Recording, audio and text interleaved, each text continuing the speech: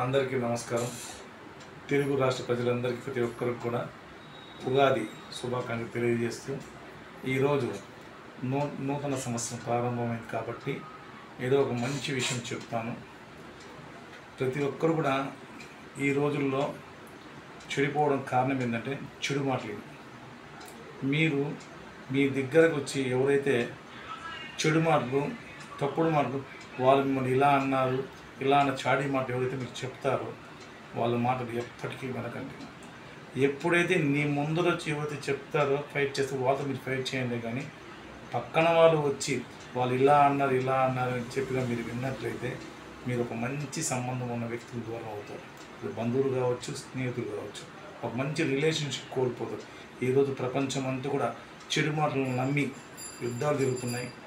మంచిగా స్నేహితులు పోగొట్టుకున్నారు, ఆత్మీయులు పోగొట్టు.